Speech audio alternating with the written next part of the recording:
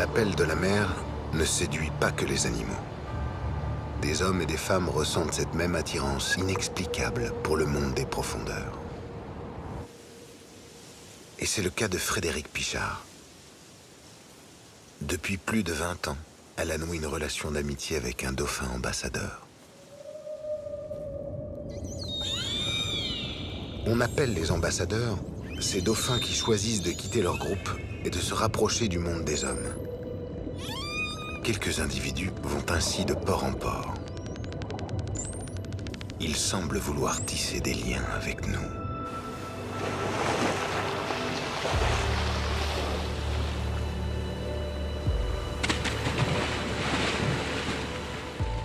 Frédéric pense qu'ils sont des messagers.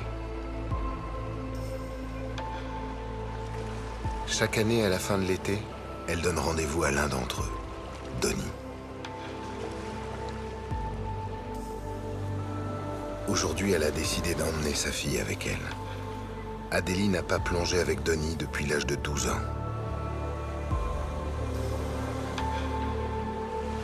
Le temps est venu pour elle de renouer le contact.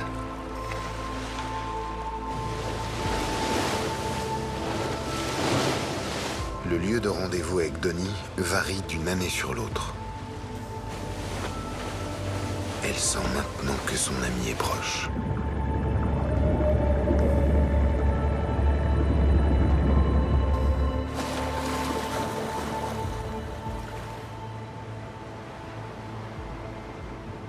Il est là.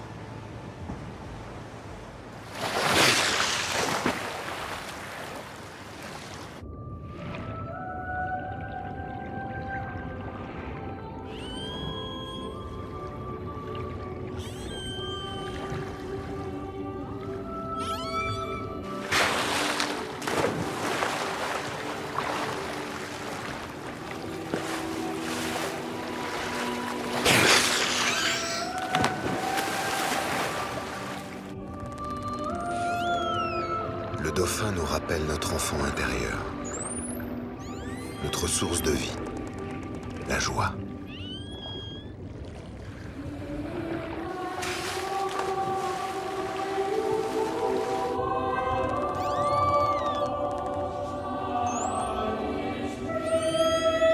Elle dit que l'on peut se fondre dans l'esprit du dauphin, mi-endormi, mi-éveillé.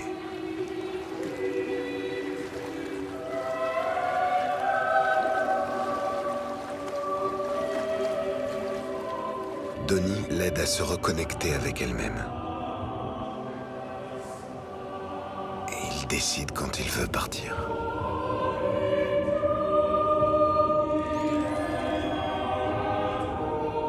Pour retrouver les siens.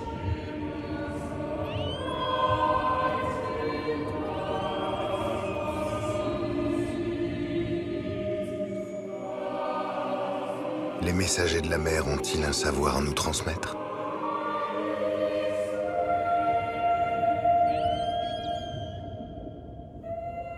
Peut-être l'apprendrons-nous dans l'avenir, quand Donnie reviendra.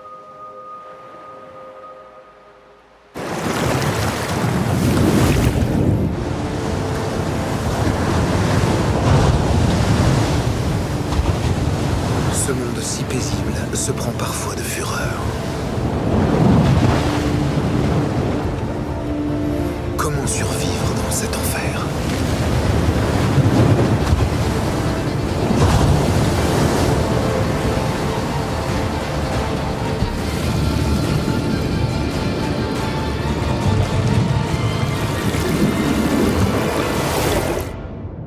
Sur les côtes bretonnes, un mammifère a décidé de vivre toute sa vie dans l'eau. C'est un animal aux stupéfiantes facultés. Le phoque gris est un prodige de l'évolution. Pour vivre dans ces conditions extrêmes, il a développé des techniques de haute précision. D'abord, prendre très peu d'air en plongeant, mais accumuler l'oxygène dans ses muscles.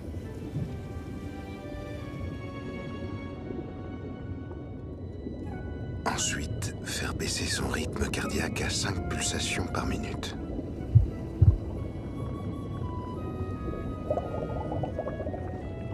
Enfin, régler au plus bas la température de toutes ses extrémités pour concentrer la chaleur autour de son cœur. Car notre prodige a une seule obsession dans la vie, bien dormir. Ce qu'il déteste par-dessus tout, être dérangé pendant sa sieste.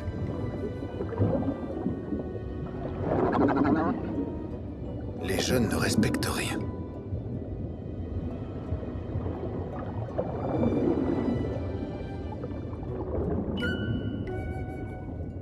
Ni la tranquillité, ni la fatigue des anciens.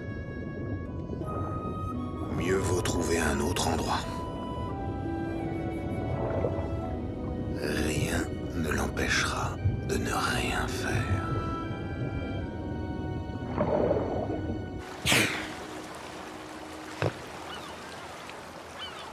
Finalement, la position du bouchon a d'autres avantages.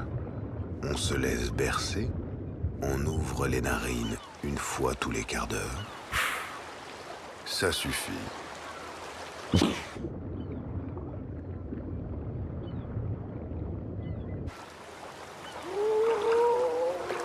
Mais entre toutes, la meilleure des siestes, c'est au sec et au soleil.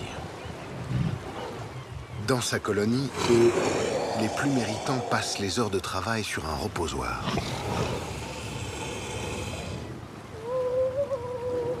Il y a là les femelles et un grand mâle qu'il vaut mieux ne pas déranger. Alors, on essaye ailleurs. L'avantage du rocher à fleur d'eau à marée basse, c'est qu'on n'a pas besoin de faire trop d'efforts pour y monter.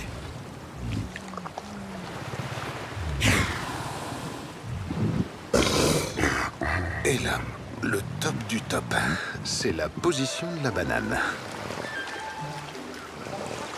Surtout ne pas mouiller ses pattes. À travers elle, la chaleur du soleil irradie tout le corps.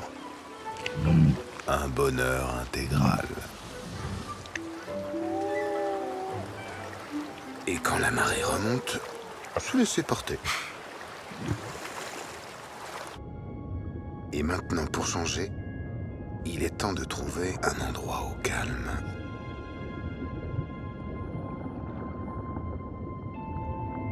Les phoques passent 15 heures par jour à dormir. Le reste du temps, ils pensent au prochain repos.